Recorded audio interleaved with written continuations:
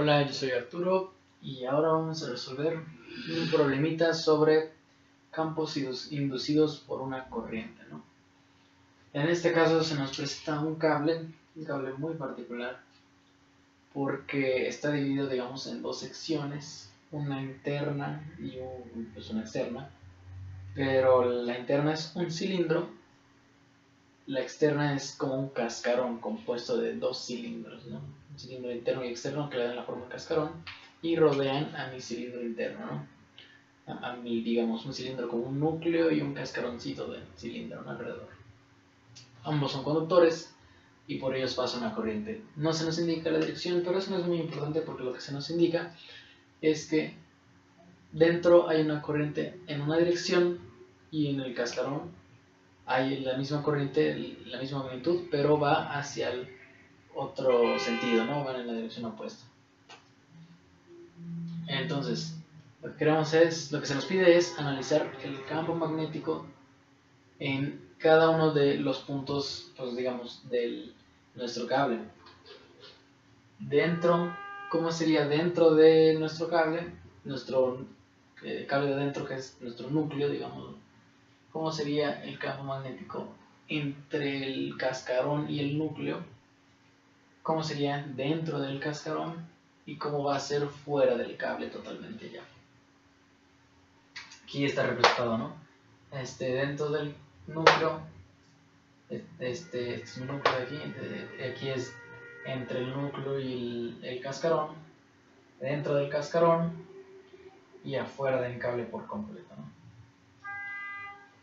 Entonces, para analizar esto vamos a usar dos conceptos básicos. El primero, el más importante en este caso, es la ley de Ampère.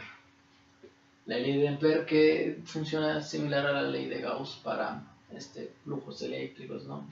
Carga encerrada y queríamos saber el campo debido a una carga encerrada, hacíamos una superficie gaussiana, podíamos obtener un campo eléctrico debido a una carga. Lo que se hace con la ley de Ampère es tener una corriente, o bueno, si tienes la corriente, a partir de una corriente obtener el campo inducido por esa corriente. Entonces, esa ley de Ampère se escribe matemáticamente como la integral cerrada sobre una trayectoria. Ahora no se usa una superficie, se usa lo que se llama una trayectoria o un circuito, se le llama trayectoria amperiana, circuito amperiano.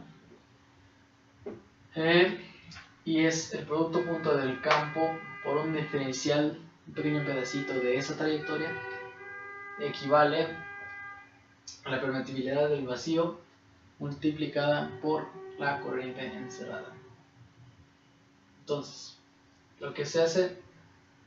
entonces, vamos a analizarlo. Igual como en la ley de Gauss, podemos elegir nuestra superficie gaussiana para ayudarnos a facilitar los cálculos. Aquí también vamos a hacer eso, ¿no? En este caso, visto desde frente, nuestro cable serían círculos. Nuestro circuito amperiano va a ser un círculo, ¿no? A este circuito amperiano a veces se le escribe como C, ¿no? Entonces es nuestra integral cerrada sobre el C. Y lo que se tiene aquí tenemos, por ejemplo, el componente ds. También debido pues en este caso a la dirección que toma el campo según la corriente, seguimos la regla de la mano derecha. Por ejemplo, si dijéramos que sale el campo a una distancia r, gira en este sentido. Entonces, tal vez si asumimos que nuestra corriente sale, tendríamos que B es tangencial, en cualquier punto R es tangencial y pues tiene también su sentido, ¿no? Lo que nos importa aquí es que esa tangencial va a permitir que nuestro ds y nuestro b, nuestros vectores, sean paralelos. Y el producto punto entre dos vectores paralelos, su magnitud sería la magnitud de ambos por el coseno del ángulo entre ellos. Y como son paralelos, el ángulo entre ellos es 0, coseno de 0 es 1. Entonces eso nos permite que cuando son paralelos, el producto punto sea simplemente el producto de sus magnitudes. Entonces, producto entre B.ds, si son paralelos, es BDS. El campo se nos, pues en este caso tenemos, la corriente no varía, es una corriente constante, tendríamos un campo constante, sale de la integral, simple y sencillamente, y la integral pues, de un pedacito es ds, sumando todos los pedacitos tenemos S. Este S es nuestro circuito amperiano, ¿no? Y ya, usando ese concepto podremos obtener el campo inducido. El problema también entonces es la corriente encerrada. Como estamos variando nuestro radio, no siempre será la misma. Esta corriente encerrada en general la vamos a poder encontrar como la integral de J de A, ¿no? La densidad de corriente por el área, cuánta área estamos realmente tomando. Si tal vez no tomamos el núcleo completo, tal vez tomamos menos, o tal vez tomamos un poco más. Tal vez con el cascarón ya sea diferente, entonces eso cambia. En general, vamos a ver dos densidades diferentes. En el núcleo, pues la densidad total sería toda la corriente total entre toda el área, ¿no? Si lo viéramos J total igual a I total entre área total.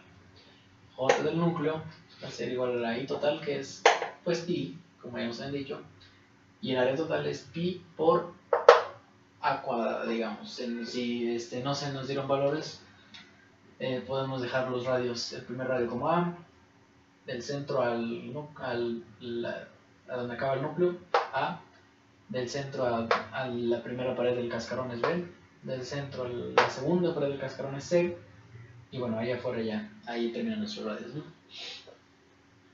La segunda densidad entonces, vamos a tomarla solo como la densidad de mi cascarón, de este pedacito aquí, ¿no? Ignorando los efectos de la de adentro. Va a quedar la corriente que está dentro de mi cascarón es menos I, y el área es pues el área de un cascarón, ¿no? Pues digamos que es el área de este círculo mayor menos el área de este círculo menor, nos deja solo este pedacito de aquí, ¿no?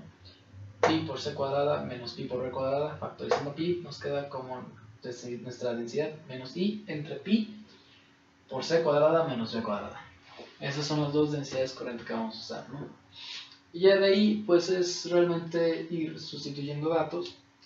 Ya lo más difícil es realmente entender cómo vamos a estar integrando, qué cosas vamos a necesitar, la densidad, ¿no?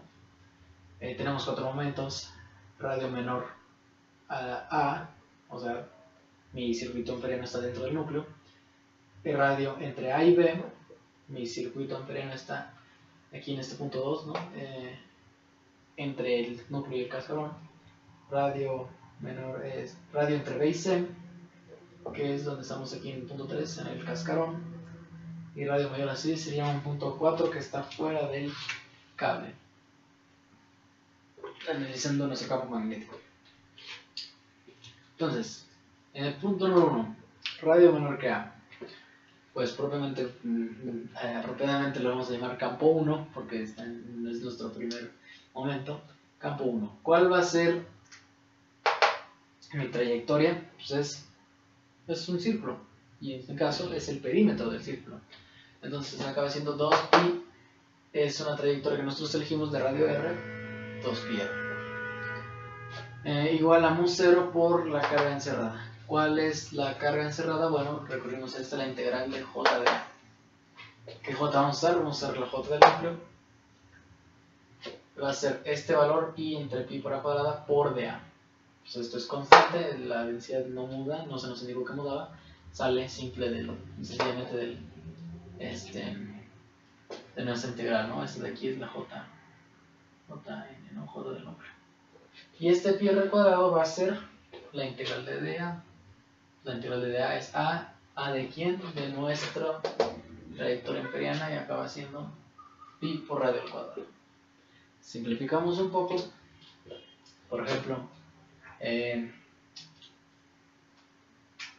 este pi se puede ir con este pi de este lado, una r cuadrada y con esta r, lo demás así queda. Y para dejar solo el campo, despejamos. El campo 1 lo tenemos como mu0 por i por el radio que quedó aquí entre 2 pi a cuadrada.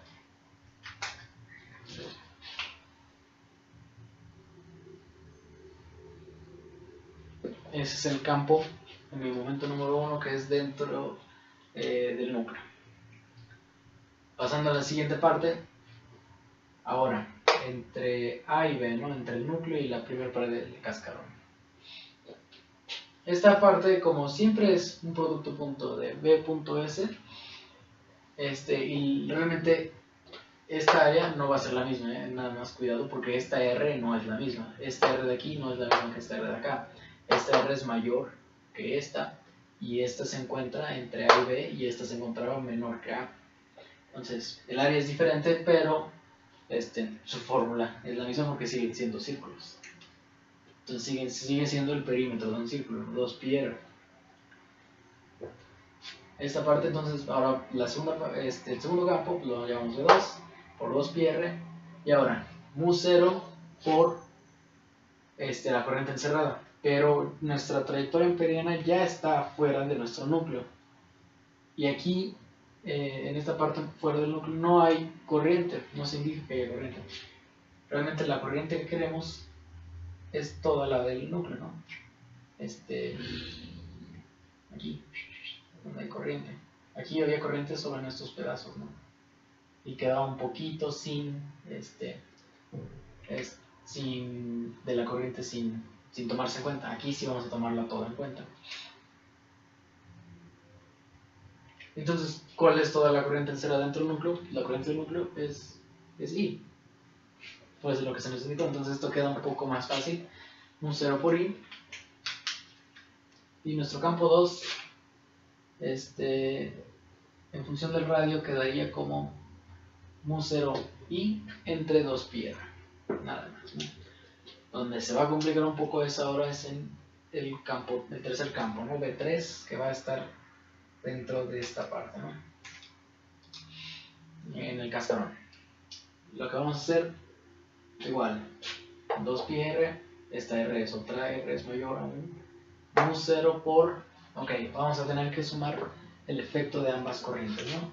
Pues nuestro circuito amperiano está hasta acá y realmente incluye toda la corriente del núcleo. Eso no hay problema.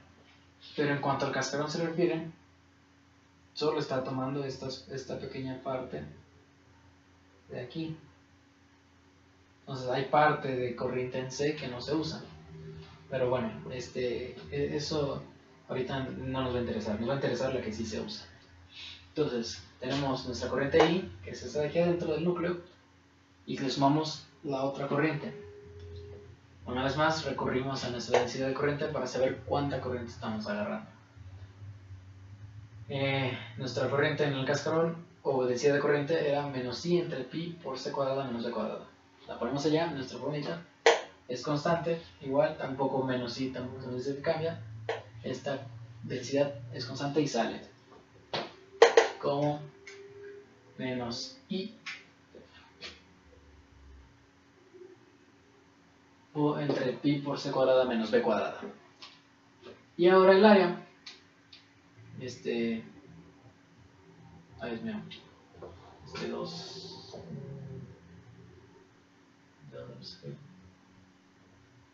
a ver, veamos, que va a quedar, creo que lo puse de más, miren, va a quedar como pi r cuadrada, el área de mi circuito amperiano ahora, que es ¿no? Es todo esto, ¿no? Y el radio era R. Entonces, sigamos cancelando algunos valores. Vamos a tener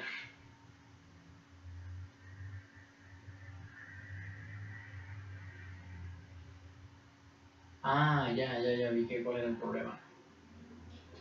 El problema es este radio, ¿no? Es que esta área, digamos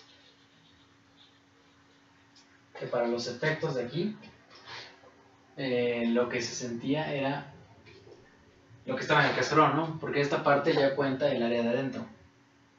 Entonces aquí realmente es pi por radio cuadrado, sí, de mi circuito, menos b cuadrado. Esto era lo que me faltaba.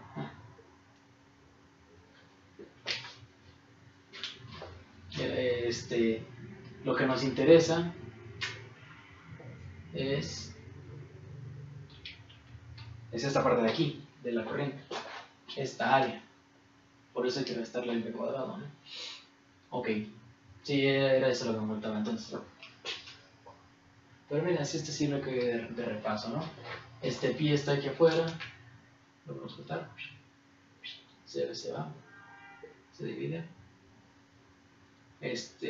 Factorizamos aquí y aquí hay otro i, lo podemos sacar y nos queda que nuestro campo 3 es mu 0i dividido entre 2πr, factorizando el i, 1 menos r cuadrada menos b cuadrada entre c cuadrada menos b cuadrada. Fíjate, no había visto que me había equivocado ahí. Pero ese es el resultado del campo. Un pequeño error, perdón. En el último momento lo que vamos a tener es el campo fuera. Una vez más analizamos el campo 4 por 2πr. Ahora mi r está hasta fuera de mi cable. Y mu 0 por la corriente encerrada. Pero ¿qué es lo que va a pasar? Pues la corriente encerrada ahora va a ser ya toda la del cable. En el centro era I y aquí es menos I. Cuando la sumemos, pues acaba siendo una resta. Entonces I menos I me va a dar 0, y lo que significa que este producto da 0, y por tanto B4 da 0. ¿Qué significa? Fuera del cable no hay campo inducido, precisamente porque tienen la misma magnitud y van en sentidos contrarios. Entonces hasta ahí queda.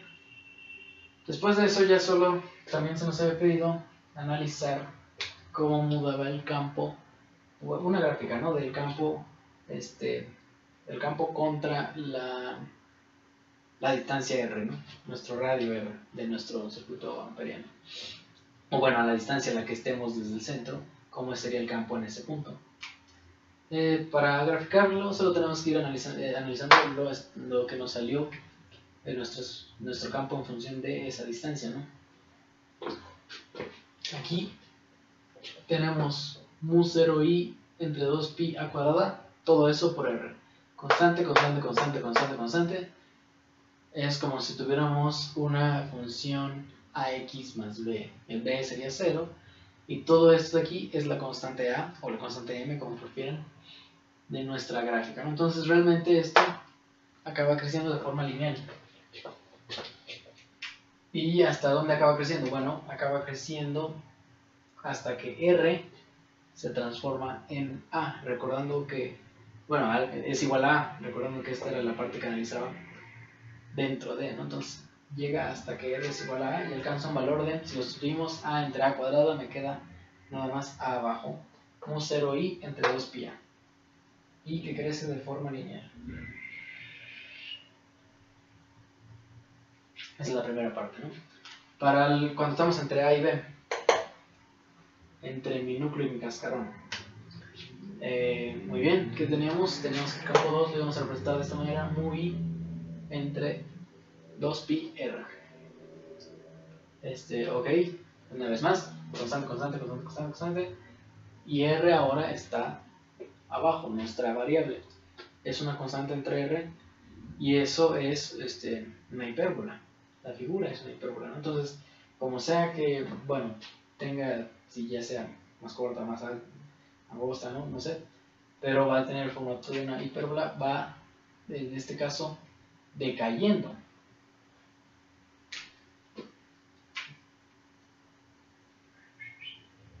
¿Por qué? Si lo podrías poner ahí, conforme va ya aumentando R, es una constante, si R aumenta, esta división nos va dando un número menor. Entonces sí, en efecto disminuye con el formato de una hipérbola. Y de hecho tiene sentido, ¿no? Porque, bueno, si ya tienes tu carga aquí y ya llegaste hasta tu máximo de tu carga, tu corriente, ya llegaste al máximo de tu corriente, te alejas, y ya no hay más corriente que agregar que para el efecto de carga encerrada, de corriente encerrada, pues alejarte solo va a hacer que sientas menos el efecto y de repente no lo vas a sentir ya, no lo vas a ver. ¿Dónde vamos a tener un nuevo cambio para eso? Cuando llegue, bueno, ¿hasta dónde va a llegar ese efecto? Hasta que el radio sea igual a B. En este caso va sustituyendo ahí muy entre 2pi como R como B, nos va a quedar muy entre 2pi B, no sé. Hasta ahí vamos a decrecer de esa forma. Y luego vamos a tener para el campo 3 esta forma aún más, que es, se ve tal vez un poquito más difícil de analizar, pero miren, aquí ya tenemos la parte de la hipérbola, ¿no? Entonces vamos a estar, va a ser multiplicada por un factor que se va a ir restando, ¿no? O sea, esto nos va a dar todo el valor de nuestro campo. Si esto disminuye y además aquí tenemos una resta, tenemos valor constante abajo y aquí arriba es un valor variable. ¿Esto qué significa? Va a ir creciendo. Entonces esto es digamos, como un índice, digamos, que se va a ir acercando conforme el radio crezca. Se va a ir comiéndolo, digamos así, a este número 1 y va a ir produciendo que este número cada vez sea pues él mismo y este va creciendo y va disminuyendo. Suena más complicado de lo que tendría que ser, pero piénsalo así en cuanto a las corrientes. Si tenemos una corriente positiva y la otra restaba efecto, conforme nos alejemos o bueno, avancemos sobre nuestro cascarón, vamos a agregar más de ese efecto negativo. ¿Y qué es agregar efecto negativo? Es disminuir, es quitar. Entonces hay más corriente negativa para contrarrestar el efecto de la corriente positiva. Conforme nuestro red se va sacando a C, que es en C donde vamos a tener un límite que vamos a llegar a 0. Entonces esta caída tendría que verse así.